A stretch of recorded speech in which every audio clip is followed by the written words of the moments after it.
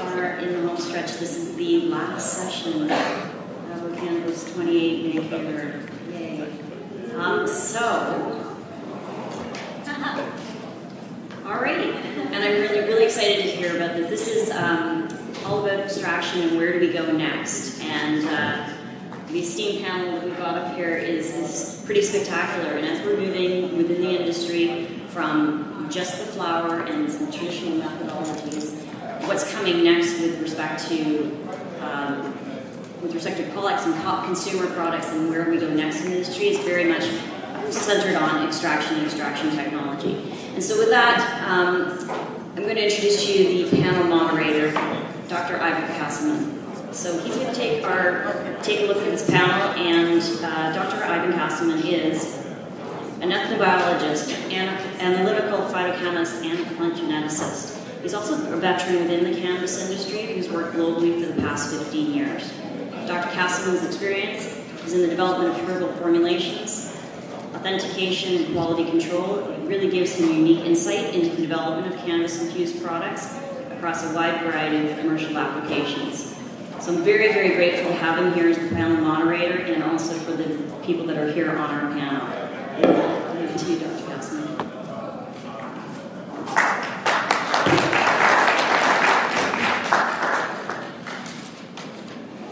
Excellent, thank you very much.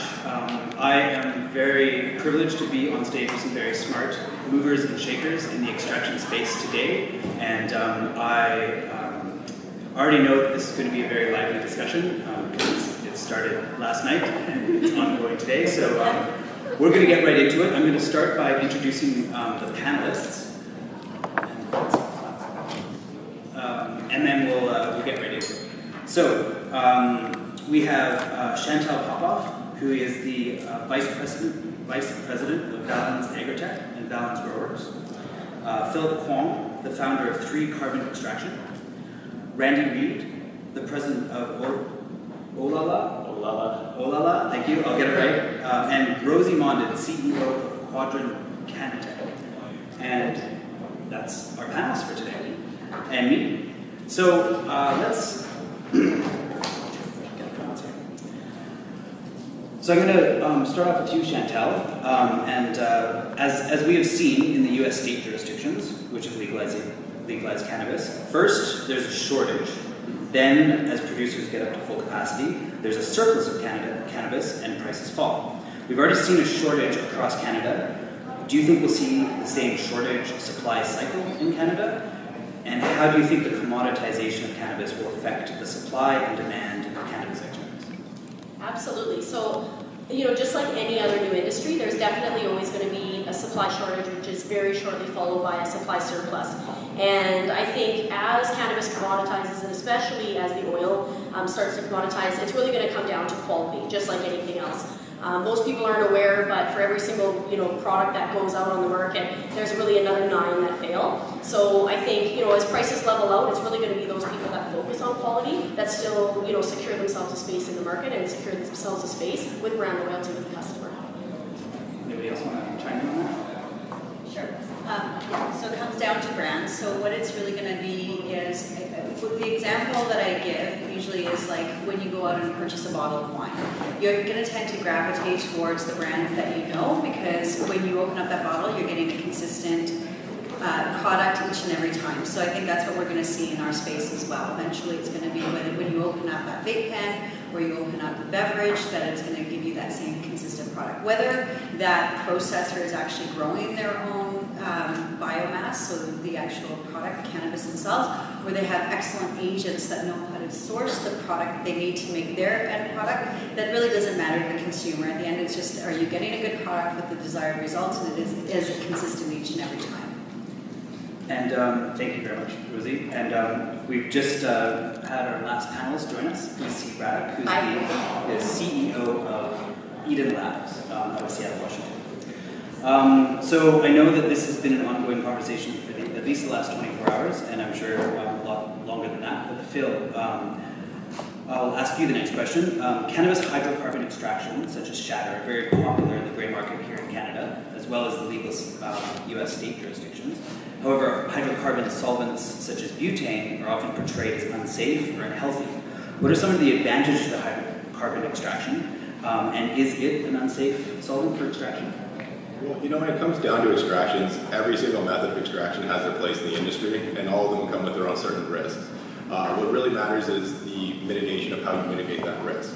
So with hydrocarbon solvents, specifically the cannabis industry, they got such a bad reputation from, well, prohibition in the illicit industry, using lighter cans and open blasting and using unsafe practices. As the industry evolved, more and more techniques kind of evolved in, where when we look at hydrocarbons, we're not using lighter grade fluids, we're using research grade solvents or instrumental grade solvents. When it comes down to are they dangerous, well, yes, at the end of the day, hydrocarbons like butane are flammable and explosive. But when we actually use them as a method for extracting cannabis, and we look at different advantages, the run times are very quick, the solvent is very forgiving, the cost of production is actually cheaper than other methods, and to mitigate the risk, we work in environments like C1D1. At the end of the day, C1D1 is an advantage, or well, it's a measure to ensure consumer safety and also operator safety in the training.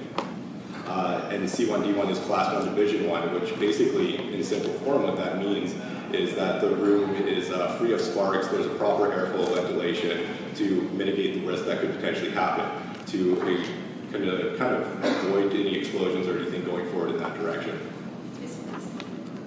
Yeah. For hydrocarbon, you have to have explosion proof. And I'm just going to add to that because I think at the end of the day, it's all about what your end product is going to be. And we put together extraction facilities. So we design and develop machinery, extraction equipment, but we also put together the full turnkey facilities. We've worked with all the different machinery that we've developed and that we've aggregated from other suppliers. And again, it's going to depend what your end product is going to be. And I think you're going to see a lot of facilities as we move forward that they're going to have various types of extraction. So for sure, you're going to have a CO2, you're going to have an ethanol, and there's going to be the ones that are going to throw hydrocarbon in there as well, because they all give different products at the end. Does anybody else have something to say about that? Well, I just want to make, spark-free is very different than explosion-proof.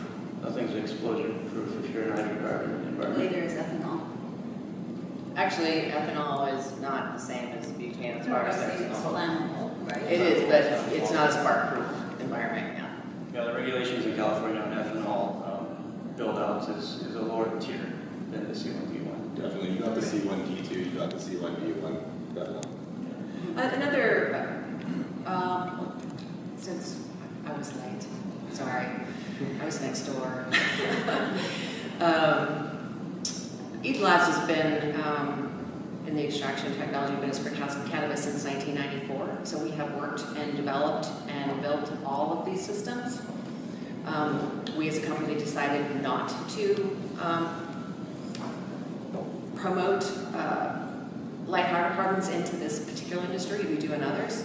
And part of the reason why is just that we felt that in order for their legalization to happen safely on the consumer level and for a operator level, as mentioned earlier, back in the day, there was explosions right after, and it was a field day for the media because they were lumping all extractions into something that was, open blasting and explosions and whatever. But in order for the industry to overcome stigmatism for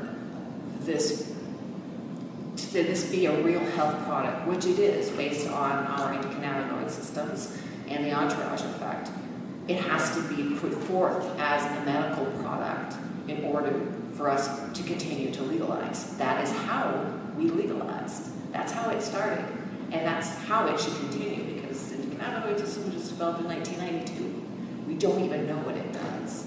So as far as selection between these different solvents, yes, they all do make different products. There's a ton of misinformation about all of them out there. Do your research. Thank you for having this panel. It's insane what you will hear. But they all have excellent qualities, and there are drawbacks to all of them. But one of the things that we didn't really particularly like to about hydrocarbons is there are bacteria that eat light hydrocarbons. And if you're smoking the end extract, it's fine because you kill them. But if you're putting that into an edible or something like that, then that gets a little iffy. Whereas you have other extraction methodologies that are safe in every way. So So, and they all produce pretty much all the same end products. So when you're picking an extraction methodology, just pick one that gives you the most SKUs. That's what you want. To add to that, in our marketplace, I would hope to bring you guys a message from the future, I guess. In Seattle, Washington State, and Colorado were the first two states in the U.S. to legalize for adult use back in 2012. So we've been in market now for over 6 years as a regulated adult use marketplace. In our marketplace, they don't allow for vertical integration. So what it's done is it's forced the producers and it's forced all the industry stakeholders to create diverse portfolios of products, because the stores at the retail level, they have to carry all these vendors. They don't grow their own, and they try to promote and sell through their own products. So it's forced this diversification of product offerings. We have over 20,000 SKUs in our marketplace. It is the most diverse product marketplace in the world for cannabis products.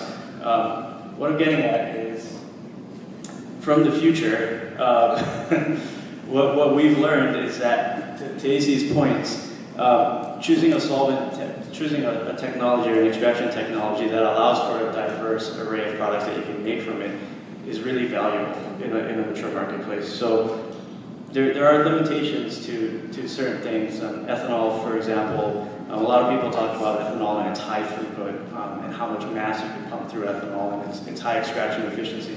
But you're really limited to the amount of products you can make from an ethanol extraction. You either go to distillate or you go to some sort of dabbable product. And even or edibles, yeah, tincture and that sort of thing. Yeah, so you can do wet wash ethanol and that sort of thing. Although, ethanol pulls such a wide array of compounds that it's really hard to get the viscosity. That's why for us, we say CO2 and ethanol for sure. Yeah, I love the CO2 and ethanol setup. That's a really capable CO2 is great for a vape pen. Yeah, it's also absolutely. great for, you And you can fractionate finish it off off with CO2. alcohol, right? Yeah. No matter which method you're using, though, ethanol definitely has a place with both CO2. No longer in charge. Ethanol plays such a vital role in any of the extraction methods from the post-processing side, from making distillates, whether that's hydrocarbon or not. And AC, I also just have to thank you, because it was you that actually introduced me to Extraction Tech Solutions to get into this. If you're gonna do butane or propane, BTS, just saying. We've known this since 2009, and we actually had a handshake agreement that they would do butane or propane, and Eden Labs would do CO2 and ethanol. But yeah, they're a great company. So. Excellent. All right, we're all playing nice. We're all dying. I just wanted to say, actually, ethanol too. The difference between the U.S. and Canada is ethanol is a controlled substance up here, so it's very difficult to get. You need a license in order to handle it, and it's super expensive. You can make your own ethanol as long as it's used for your own purposes. So that's another reason too why I think ethanol really moved forward in the States, and CO2 hadn't. There was issues, that I understand as well, with the contamination in CO2, where of course the gas can't be contaminated, but the vessels were contaminated and had a lot of rusting and stuff in it. So there was issues with that as well. Yeah, because actually it's used as a antibacterial. They actually purify organs for transplants with CO2. So unless you're getting it from the proper companies like Praxair, who have the pharma grade, food grade which is vessels, true with all of these solvents, right? Because the ethanol too, there are lots of solvents out there, and they're saying that they're safe. They have heptane in them, right? And they're selling out the market. As soon as somebody ingests sparks those, I mean, there is this where people have done it and just died. So solvent purity is very important. Definitely, yeah. Solvent purity and any of the methods of extraction really come down to quality. That's why working with scientists and experts are so important when it comes to this part of it. That's one of the areas that we specialize in. So at Balance, we also have an analytical testing lab. And one of the things with different solvents is really the complexities of actually testing for it from exactly the solvent itself from a residual side. Because, I mean, in the industry we're again, consumer safety is number one. We want to make sure that we're minimizing the amount of solvents that are in that end product, regardless of what you're using it for. So, you know, some of the newer solvents, propane, butane, they're a bit more volatile, essentially, when you're actually going to do testing. So you really need to make sure that your prep methods are right and you know, that you're testing well with a reputable lab, really, just to make sure that what's actually going out into the market is safe, regardless of which method you choose. Yes, because that's the other thing about wine hydrocarbons is that it likes to stick Yes, to the yes, product. It's yes. very difficult to get it out. Excellent. All right, so let's change directions a little bit. Rosy, shortly we'll be getting into, we'll get to see what's kind of upcoming in the edibles and concentration legislation in Canada. Once those concentration regulations come into effect next year, what's next for the legalization landscape? What direction will the advocacy effort take, particularly in the extraction space? Yeah, so I guess we have to wait to see what's going to come out really. We've heard that they're not going to put upper levels limits on concentrate, so we'll have to see what that all looks like and whether they stick with that or not. It's unfortunate that the vape pens, they kind of waited and to put that out with the rest of the concentrates because, and I understand, when they're dealing with the edible side, they're dealing with the food safety. And food safety laws are very robust. And so there was a lot of manipulation and of the laws, right, in order to get to where we are. Vape pens they could have done. I think they could have done that in advance, separate from edibles completely. I think moving forward, it's going to just make sure that they continue having very robust legislation that's going to help bring the market players from the grain market over. So that's a big thing, and that's a lot of the advocacy that I've done was to make sure, because we've got, like Washington State and California, we have a huge, robust black market that's been, well, under-regulated, I like to call it, that's been operating for 40 plus years. So trying to bring those products, not only the players, but their brands and their products over, so making sure legislation is open enough to allow those to come over, and then going international as well for the lessons learned, just like as they're doing in the States, that we can do that as well and work together to make sure that we have a great cannabis industry in all the different jurisdictions that come forth. Because ultimately, and as AC mentioned, they always come out with medicinal use first, because that's the most, not only palatable, but the constitutional argument favors that. And then we see Pandora's box opens up, and then the rollout of recreational social use follows thereafter. And can we all start calling recreational lifestyle? Doesn't that sound better? Yeah. I mean, because that's what it really is too, because it's still a health and wellness thing. And like people over 50, you know, they don't really want to drink as much anymore. They can't metabolize alcohol as well. They just start trying some cannabis. That's a lifestyle choice. So It's everything. It's a therapeutic. I'm pushing lifestyle as changing our verbiage. Yeah, but that's important because that brings that's helping kill the stigma that we've been swimming against for so long, and making, you know, bringing us as the faces of saying, yeah, you know, I'm a consumer and I do it because it's a lifestyle choice, 100%. There's a company in California that makes these tiny little joints. You can only get like 3 or 4 hits off them. They're great, and they're called dog walkers. and they're basically aimed straight at the female market, because which has barely been touched so far. It is, the whole women's market is massive. And basically, you know, you go do your thing in your house, and then you go walk the dog. And yeah, exactly. Yeah. So yeah, lifestyle. Awesome. So, Randy, if I could once again call on your future vision, because we don't have beverages in Canada yet, but they are a big topic with the media at the moment. So the formulation of stable cannabis beverages poses several challenges. What extraction technology is necessary to successfully formulate cannabis beverages, and how do you manage the rate of absorption and onset time for cannabis beverage? Yeah, so it's a good question. There's a lot of I guess a lot of misconceptions around nano-emulsions and nanoparticles, and they're colloidal suspensions, or what they are technically. It's not a water soluble. Cannabinoids aren't water soluble. They're hydrophobic. They're lipophilic compounds. They don't want to be put into water. There's a lot of companies. There's a lot of companies out there that want to sell you on the technology to do this, and they have patents and all this sort of stuff. Those patents aren't worth the paper they're written on. All this stuff has been done by pharma for a long time. You can look up these sorts of suspensions and formulations. They're easily found on the internet through PubMed and whatnot. So there's no secret there. We figured it out. It's not that hard to do. You can create stable emulsions and nanoemulsions with existing technologies that are shelf stable, that have high efficacy, high bioavailability. For us in beverages, now the big thing that we're talking about is sessionability. How fast is the onset, and we get this from alcohol. How fast is the onset, and how fast does that effect diminish? When we're formulating, we formulate for hydrophobic and hydrophilic absorption. So because we're going through the GI tract, metabolization of the active compounds, the APIs, that's something to consider.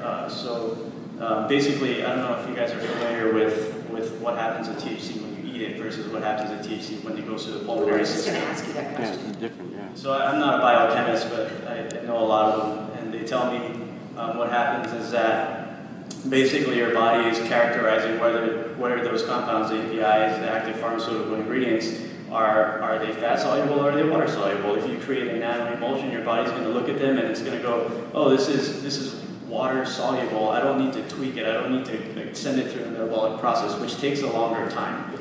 So you get rapid absorption that way, directly into the blood. It goes into the bloodstream, into the small intestine and whatnot. So it's absorbed quickly. If it looks at that compound and it goes, oh, this is fat soluble, I need to tweak it because the majority of my body is made out of water, and if I'm going to absorb something and pass it through the system, I need to tweak it and I need to hydrolyze it. So I'm going to change it into 11-hydroxy.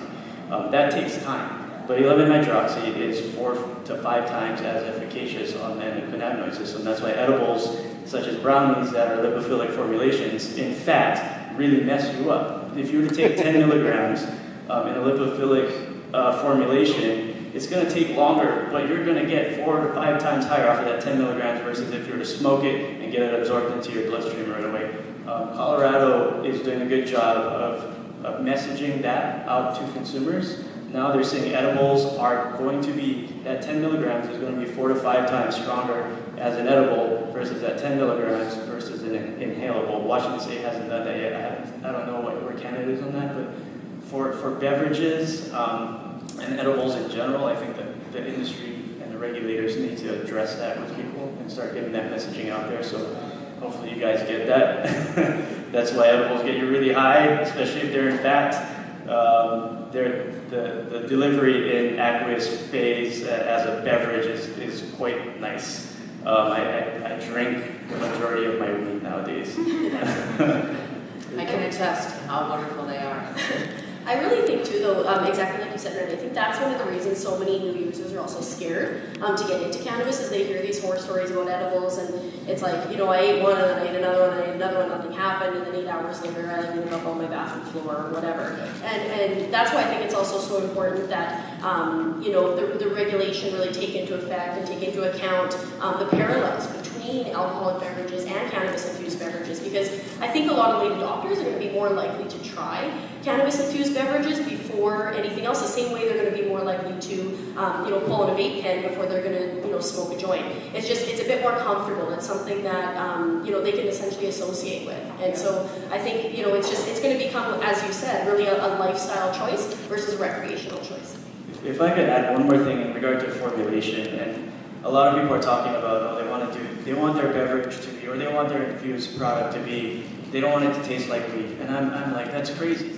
When you drink an alcoholic product, if a kid gets a hold of an alcoholic product, they're going to know it doesn't taste too good to me. It tastes a little off. They're going to taste that alcohol. By design, the taste of weed isn't, the majority of people that buy our products like weed. So, and if you can make weed taste good like we have, there's definitely a way to make it taste palatable. It signals to the kid or whoever, if they happen to get one of these beverages, that it doesn't taste like how I know a soda. It has a little bit of a tinge to, a little bit of herbaceous flavor to it. It's not off-putting, but that's by design. Well, the primary thing too with your products too is they're not full of sugar. Yeah. Which is another reason why they're so wonderful. Thank you. So we do sugar-free and we do sugar. Yeah, AC likes the sugar-free stuff. The other thing too is the full spectrum side of it, right? So there's from a formulation standpoint, we formulate for a palatable wheat taste, and we look to marry that cannabis flavor with flavor profiles that are delightful. And as far as effect goes, it's the same thing. You know, we're looking to create a delightful experience, and we find that the whole plant full spectrum formulations are quite more efficacious, especially as an edible. So what we've done is we've really taken that and ran with it. So a little insight on our secret sauce is I do this thing called the mother mole, and we've compounded batch after batch. I've been doing this for 3 years now. We've been compounding batch after batch after batch, thousands of kilos of extract in one batch. That is how we get consistency. It's not through distillation. There's huge variations in distillation. When you look at all these if you look at an assay of distillation, it depends on who's doing the distillation, and there's huge variability. The reactions that happen in that reactor are so they can change on a dime, and you don't have the consistency that people that are doing distillation like to imply that they have. So what we've done is I've taken a page out of the book of like wineries, distillers. They compound batch after batch after batch after batch, and they create this homogeneity throughout the batches. So that's what we've done, and it's taken us years to get to where to be able to do that. And that's the all-out effect. All right, well, that's another way to think about it. Excellent. Let's switch gears for a minute. I want to talk a little bit, about intellectual property and the capital markets and what's happening in Canada right now. So, Rosy, so intellectual property is a very important conversation at the moment, especially in capital markets and cannabis investors looking at the extraction space. How important do you think the development and protection of IP will be in the cannabis industry, in particular for extraction technology? Yeah, for sure. Moving forward, I think there's going to be a lot of patents filed. For example, we chose not to with our first machine, just because we were continuously upgrading it. So even if we put it, first of all, also when you put your patent in, there's ways you can write it that basically you're kind of giving up one of your secrets too in your patent. So there's ways to write it in the most vague ways possible, but then it's very broad, so you might not get all the protection that you want. We chose not to patent up front because, like I said, we're constantly working on upgrading our machines. So, I mean, if you look at where we started and what our first production prototype was, our second production prototype to what came out, and even the one that came out for full production still got tweaked because the client wasn't ready for delivery, and it gave us a chance to still play. So had we filed a patent, I mean, it would have been a waste of money and useless, and someone could take a sledgehammer to our machine and still not find all the efficiencies that we made. So there's a time and a place for it. Moving forward, it's going to be really interesting too on the formulation side and how much is done as far as trying to protect the recipes that are created. I think people are underestimating perhaps too, and as we hear 20,000 SKUs, that doesn't shock me. Because if you go to the store and you just look at any product and how many wine bottles are out there, and everyone is different, and all these brands, and some are going to make it and some aren't, right? So it's what kind of experience are you putting out to the market, how consistent is your product, and whether or not you can compete. So you can protect away all you want, but if you don't have a good product that people want, then it's not going to matter at the end of the day. So, and just going back to the 20,000 SKUs, this is what people aren't realizing is, again, the cannabis oil concentrate is the base ingredient for every derivative product out there. So we have two ways of consuming. We've got the dried flower that you smoke, and then pretty much everything else in cannabis, and it's based on an extract. So the marketplace is huge. It's where it's going. That it is the first step for a lot of new consumers, novice consumers that are coming out to try it. Most people don't want to smoke joints. I love smoking joints, and I probably will continue for quite a while. But, I give you an example. I've been a consumer for over 30 years. And in 30 years, I'm always offering it up to my friends. And it's always been no, no, no as they're drinking whatever they're drinking. But now, in the past, 3 or 4 years, it's like, Rosy, do you have a vape pen? Do you have something we can try? And these are all the people who said no before. So it's an easy integration in for people to go towards a derivative product. I will say you can. I love smoking joints. I smoke a lot of them as well. The thing about smoking and combustion that you can't do with an extract is you can't get that fresh flower, live resin extract experience with smoking a joint. Not yet, at least. But that's something that I love about extraction. And hydrocarbons, we're the first to do live resin extractions. That's where I really got turned on to it. It is the cat's meow of extractions, the flavor profiles, the effects. We figured out a way to do that in CO2 now as the technology has allowed us to. It's huge in our marketplace. I'm sure it's big here too, as an alternative to hydrocarbon live resin extracts. But yeah, you don't get that experience with combustion, unfortunately. If you haven't tried it, it's quite a novel experience. I mean, you're literally, it's fresh flour. It's just delightful. It tastes delicious. So, what's your question around IP around what specifically? Or Well, just it seems like I'm just pulling from news media reports and all that kind of stuff. It seems that the people that are interested in investing in cannabis are interested in looking at what kind of IP a company has that's what as they're investing, right? Right. We kind of got a little bit offline with Yeah, so along those lines, because that is what most of the investors who are coming into this space think about, because that is our typical business mode. It's cannabis. It's like, oh, do you have IP? Do you have patents? If you don't have that, then you're shit. So they're always looking for that, and they always, what's interesting and why this cannabis will hopefully put this on its head a little bit is, in order to have a patent on many things, you have to control it, right? So they start taking little pieces out of the plant, and then they're like, oh, we've got this molecule, now let's synthesize it. And then we can patent that. And that's how they perceive value, right? But science, current medical science, says that that is not effective with cannabis. So where is the IP going to come from? And the IP is going to come from the flexibility of the plant itself, because you can change it. Well, like the chemovar might be a little bit different on one side of your grow to the other side of the grow. You can create IP with your plant, with the chemovar plant. That's kind of how GW Pharmaceutical came to market. They came on an enriched product. They didn't come on an isolate, because it doesn't work. It works for a while, but like CBD, it has a bell curve. So you can have IP with the plant, you can have IP with your process, and you can have IP with your formulations. There are so many ways for them to have IP if they want IP, but they have to think about it differently, and you have to help them, or else they won't get it. I think to add to that too, we get contacted a lot, obviously, as does anybody in the extraction business.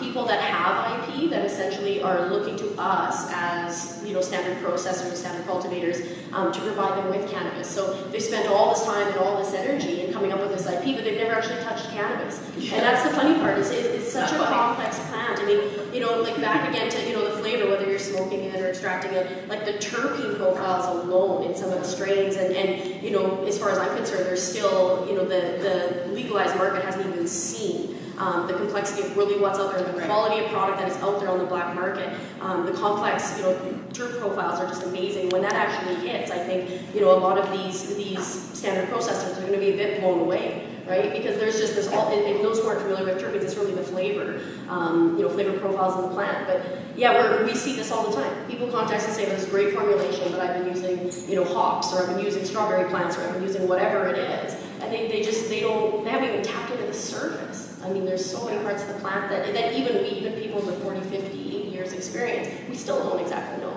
all of the pieces of it. Well, even now, it's like, even the analytical testing, the testing for everything, it's like, we don't even know all the chemicals yet. Exactly. There's no flavonoids being tested for, sugars, sulfur compounds. Even in Canada now, there's no standards on the equipment yet. It's like in the US, it's like when you pass a third-party peer review on the equipment that says that yes, this machine is safe to do blank. They get on a registry. They get on a registry as well. Like PSI is one of the larger companies in the US that kind of peer review all the extraction equipment. I'm sure AC knows about PSI as well. We were their first client. Exactly. See, there you go. And it's like ETS fall not far behind, but at the end of the day, it's like the cannabis plant is so new, so it's like to talk about IP and it's like trying to get it. It's like in Canada, we also have plant breeder rights here too. And it's like even now, it's like the analytical testing labs are still coming out, they're still figuring it out. So it's like to talk about IP is so difficult when we don't even know what the entire full spectrum of cannabis is, even though there's so much branding coming out now about full spectrum extracts. what are you basing this off of? So at the end of the day, it comes down to it's difficult to actually put the IP for it right now. That's why Can we talk about isolates now? Yay. So along these lines, obviously, one of the things that I find personally most disturbing right now is all of the hype around CBD. And the reason why CBD is even a thing is because it wasn't psychotropic. So, right, it had this medical effect, but it didn't get the kids high, right? So that is why CBD is a thing. There's so many other cannabinoids, and there are terpenes that are actually psychotropic, right? But they don't even think about that because they don't know. And all these people are coming in, they know nothing about the plant, they've never touched the plant, they don't care to touch the plant, they don't even, all they want to do is say they have CBD in this product, there's no minimum in the product, right? So they could put a tiny, tiny little bit in this lotion and have almost nothing in there, and then your grandma tries it, or your grandfather tries it for pain because they want to get off their pharmaceutical drugs, and it does nothing, right? And they go, snake oil, this doesn't work, you guys are all crazy, and they don't try anything, no other cannabis product ever again. Wait, so there's no broad spectrum isolate, is what you're saying? Yes, that's right. Oh my God, yes. We just recently went through a whole bunch of applications, like 35 applications to an incubator for new business people, and one of their business models was a full spectrum CBD isolate. That's amazing. And I know. And then so there were 5 people at the table, or there were 2 attorneys, 2 investors, and 2 people who knew something about the plant. And she and I, Amanda Ryman, just burst out laughing. And the other 4 was like, what's so funny? And I'm like, well, that doesn't freaking exist, okay? Just in case there might be some people in the audience that don't know what full spectrum versus isolate is, does anyone want to take a quick stab at like a 2-sentence definition on that? Chantel, why don't you tell us? You bet. So full spectrum essentially is the first process of extraction. It's really, the least amount of processing is absolutely possible to maintain as many parts of the plant as possible. The further you go in the processing spectrum, the more sort of you refine and get down to just cannabinoids. So as you move, from winterized over to distillate, from distillate to isolate, you really end up with nothing but the cannabinoids at the end of the day. So there is no such thing as having a full spectrum isolate because all you're left with is your actual THC and CBD. Isolating the cannabinoids, exactly. So the more you process, the more pure essentially, those actual cannabinoids are. So I love to give this example. So you've got, and that's another control thing, right? Creating isolate. Oh, I'm able to create a THC crystal.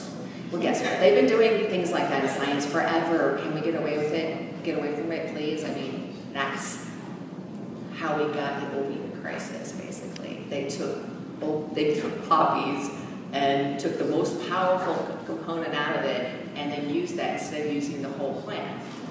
So if you're just talking about one molecule out of the plant, and CBD has a bell curve, look up Ticamolol. So you want to treat yourself, right? So you want to go have a steak dinner.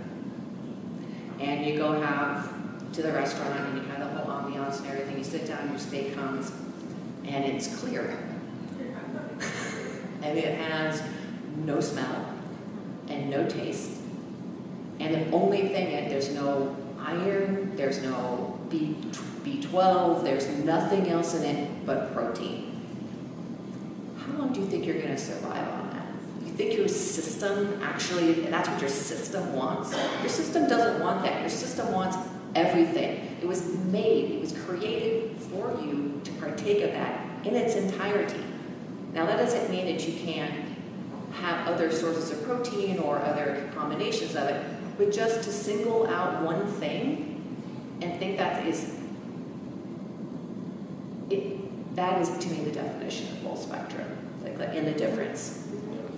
From a philosophical perspective, as an extractor, as a separation scientist, looking at building my career in extraction, I talked to AC years ago about this, and she was telling me, don't think that you're going to make a career doing isolate. I mean, farmers had that for a long time. They're going to just do it better. there's the largest CBD isolate plant is coming online next year out of Montana. They had a $64 million injection, and they're going to process 20,000 acres of hemp, CBD-rich hemp, and they're going to produce like 10,000 kilos of CBD isolate a day. So there goes your price on isolate. But it's about respect of the plant and preservation of the intent of that plant. And you can do that a number of ways. We choose CO2 because of its ability to maintain the chemovar, the native chemovar, the chemical fingerprint of that plant. And that's where as a if you're looking to build a career in extraction, if you're looking to choose extraction equipment, look at processes and methods and companies that respect the intent of the plant and cultivation, because that's where the work is done. It's not done by us guys in the lab tearing this thing apart and putting it back together and think we're going to do it better than the way nature's done it for 3,000 years. So 1992, the cannabinoids was just discovered. Just saying, we don't even know yet what it does.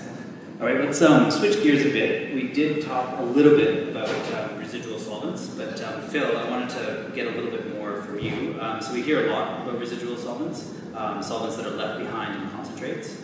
Recently, Health Canada has added hydrocarbons to the list of approved solvents for cannabis extraction. So what are the implications of this addition for the future of hydrocarbon extraction in Canada and the development of high-quality concentrates for the consumer market?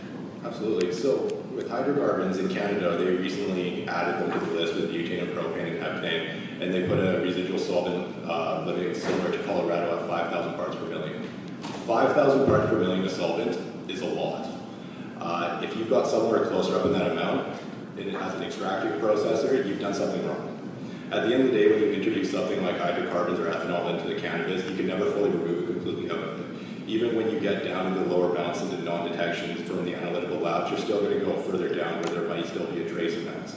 However, with the solvents, no different than CO2, it's about picking the quality of solvent and making sure it's the proper grade. So with hydrocarbons like butane or propane, we're using instrumental grade or we're using research grade.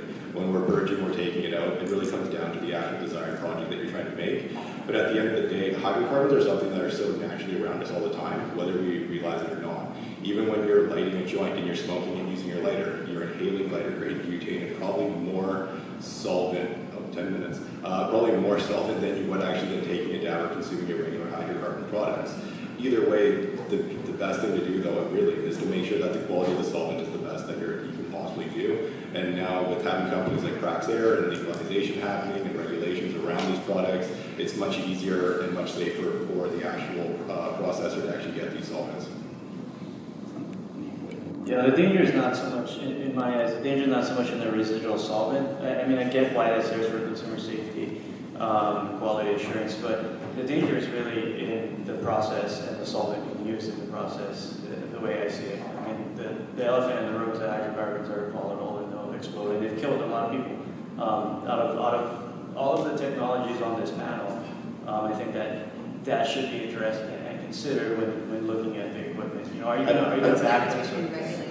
I just want to say something though. At the end of the day, it's like, yes, hydrocarbons can be dangerous, and there's a safe way to do all methods of extraction. Every single extraction method comes with its own risk.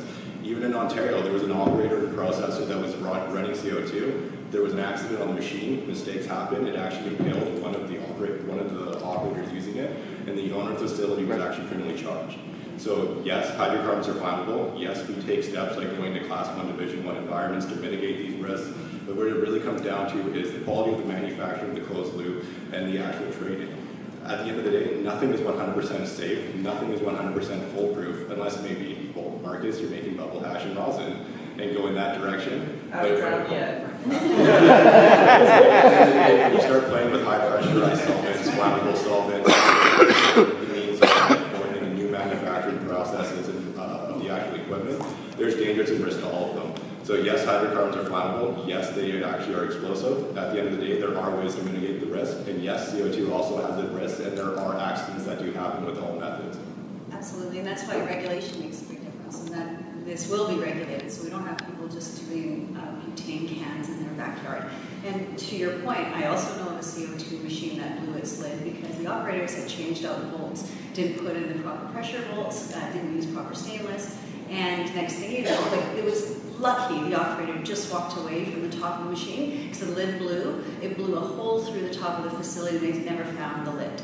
So imagine what that would have done to the operator, and that's a CO2 machine. Yeah, but that's fear mongering. I mean, if you look at the statistics, there has been many a death due to hydrocarbon explosions compared to CO2. But again, I mean, the statistics will not it's lie. black market versus The regulated. statistics don't lie. You look at how much death has been, how much You want to death look at has statistics in general. hydrocarbons has caused this industry. I'm surprised that we still allow it, to be honest. And I came, look it up online. I mean, okay, I'll show you the Are you looking stats. at a regulated market, or are you looking at the backyard? No, actually, that's in the regulated market too. We just had several explosions in Washington State, and they were regulated market. It's humanity, right? Humans make mistakes. Yeah. Like I said, at the I end think if you're building an industry on a technology and you had to choose, let's choose something that's safe, that we can all stand behind and get behind with confidence and sleep at night. So let's all make bubble hash and rosin, and let's not touch anything that's in high pressurized. There's microbial contamination. I love the solvents product, but I mean, solvents, they test hot for microbes all the time. Yeah, water is They're not the work. biggest failure extract to go through any analytical lab. If you can look at it though, at the end of the day, if you do CO2 improper, you can risk having mold come into the product. There's so much moisture. So it's like, let's not pretend like there's not risk with CO2. At the end of the day, every single method of extraction has a risk. It's not the same risk though. It's not the same risk. You know, you're talking about high risk. Every single thing has a different risk, and at the end of the day, you're entitled to your own All risk is not the same. The first one I've seen, they are going to fight. Let's switch gears a little bit. It's very, very exciting. So I'm going to open this question up to everyone here, but and hopefully there'll be a few comments on this anyways. So in the next few years, there'll be a lot of cannabis to extract, both here in Canada and in the US. Whereas now most companies are extracting kind of like the kilograms per day, soon it'll be tons a day, or hundreds of tons a day. So considering the difficulties in scaling up CO2 extraction, what do you feel are the major challenges in scaling it up, and how do you propose to meet those challenges? Okay, so we have a system that's 6,000 liters CO2 system. So that is the most scalable solution by far. And it's also the most efficient when you start getting into those sizes because CO2 is super cheap as opposed to ethanol or anything else. And it's far less expensive to build a facility of that size. It doesn't have to be explosion proof. So I don't know where that came from, but CO2 is hard to scale. The scale up is proportionate as well. You run into two problems with organic solvent extraction as you scale that process up. CO2, I know that what I set my parameters at, and then as I scale that from 20 liters to 2,000 liters to 6,000 liters, I can take those same parameters identically and get the same exact results on the other end of that. So the scale up proportion of CO2 is there. It's the reason why in a lot of other industries they have moved away from organic solvent extraction and moved towards supercritical fluid extraction. Just on the technical side, I'm sure EC dealt with this too, is CO2 you can't just double up to scale up. It's has its own different formula because at the end of the day it's thermodynamics that really come into play.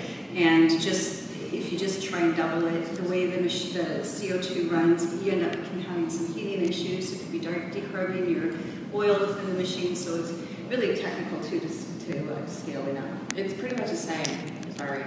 I think it really depends on the operator. EC's been building CO2 equipment for longest. Yeah, and my guys have been working with CO2 for 15 years. I think it really depends on what you're trying to make as a growing process or an operator. It depends on how you want to scale. At the end of the day, it's like, is there a 6,000 liter hydrocarbon extraction equipment? Not one that I know of. At the end of the day, it's like when we look at some of the equipment made by ETS, they're all modular, and ETS is always continue to develop their IP and technology as well. However, when we start getting into scalability, it depends on what the actual goal of the processor or the operator is.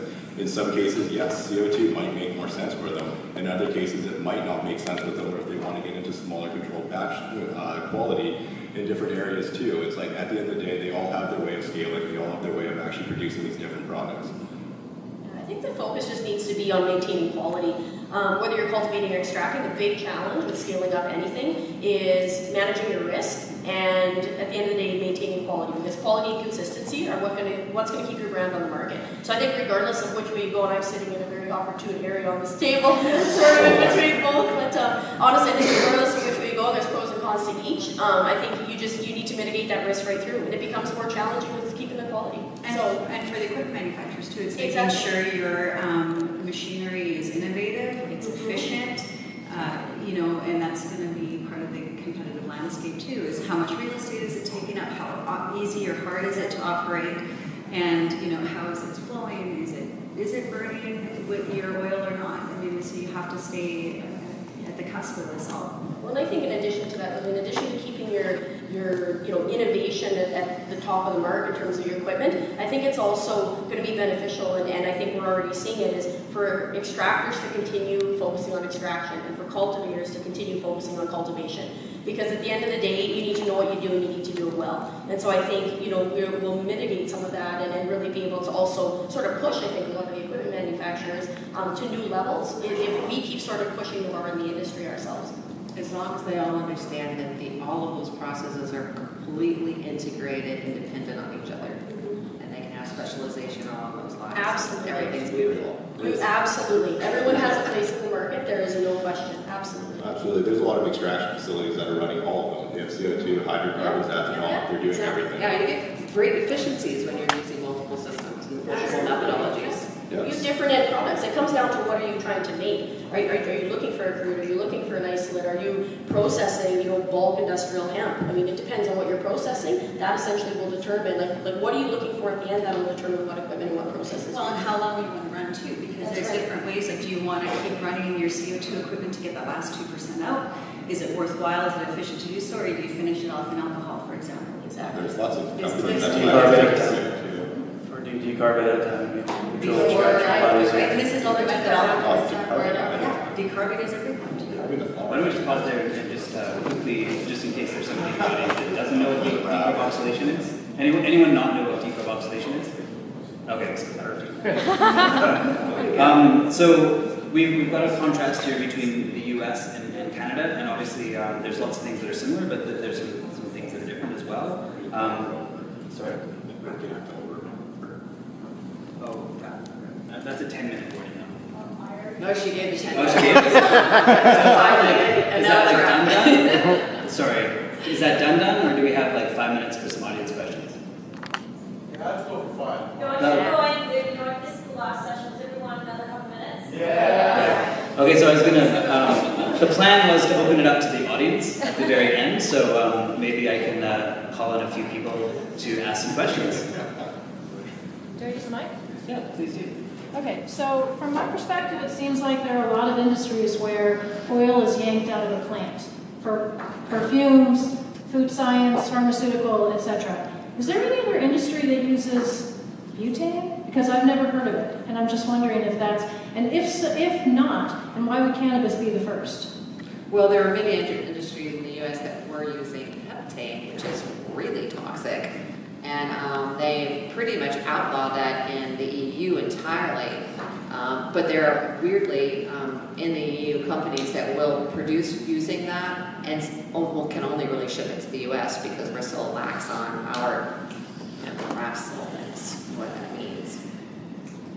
Thank you for the incredibly lively panel, AC. I think that swingers own the term lifestyle, but I'll leave that. It's all good. In regards to full spectrum versus multi-spectrum, and specifically THC-free, does Canada have the capacity to create THC-free distillates for a market that may be demanding that, not only nationally but internationally? So you mean just pure CBD? No. Isolates? Multi-spectrum distillates that have the THC component, the illegal component, pulled out. I think it really depends on the starting material of what you're running. Well, and your ability to pull off the terps and put them back in. I mean, I know that's something that we work on and we specialize on. And I think really that depending on which cultivars you're working with, which again, back to what we talked about before, having that really strong relationship with your supply chain, depending on your cultivar, I mean, if you can pull off the terpenes and add them on back in after you've isolated essentially the CBD from the THC, I don't think that'll be an issue. You definitely have to have the knowledge and the science to do so, but... Yeah, it's chromatography would be the way to go through that.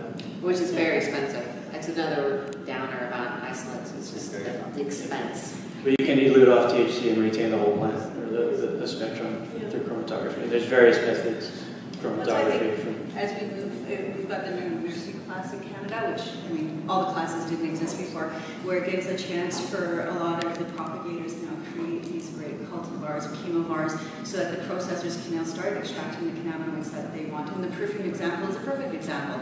You start with a botanical plant and you're pulling out the different products or compounds of that plant, so you have your large array of isolates, and then you reformulate, and that's a lot of what goes into, say, vape pens, where capsules will have more of the full spectrum oils. So it's reformulation is definitely a part of the game. So all of these compounds, cannabis is a complex matrix of compounds when you look at it. So from an extraction standpoint, to think that you're going to get everything out when you want it without denaturing them and degrading them, it's tough, it's challenging. So there's a lot of irony in it, I think. It's separating and fractionating and taking that apart and then putting it back together for a better product. But these compounds, they have various points that they dilute at through chromatography. They have various boiling points and vapor pressures. So to think that one size fits all is not exactly the approach to take. And some methods of extraction definitely degrade the plant. Sure. We're going to let Julie ask one quick question. Applied to, let's say you take an extraction and then infuse that into a food. So terpenes, especially the monoterpenes, are highly reactive, they're highly volatile, they oxidize, they polymerize, they change as soon as they touch atmosphere. So a lot of care needs to be taken if you're looking to maintain that monoterpene rich, which is typically from fresh flower. So there's a number of methods to do it. There's a lot of ways to skin that cat. I do believe that the plant makes all the terpenes that we need. So why are we putting in terpenes from other places? The methods exist, the technology exists. Of course, it's access to it and sharing and getting that as I guess as an end goal. Yeah, and another thing too that a lot of these companies are doing, they're adding in way too many terpenes. I mean, the plant only naturally has a certain amount, and they are like hydrocarbons. So when you start loading them up with the terpenes, then you're bastardizing the plant and you're causing it to possibly be carcinogenic. Okay, sorry. Putting them into the vape pen, they'll eat away at your plastics Yeah, too if you're not careful with some of them. They're very volatile. All right, folks. I wish we could carry on this conversation all night.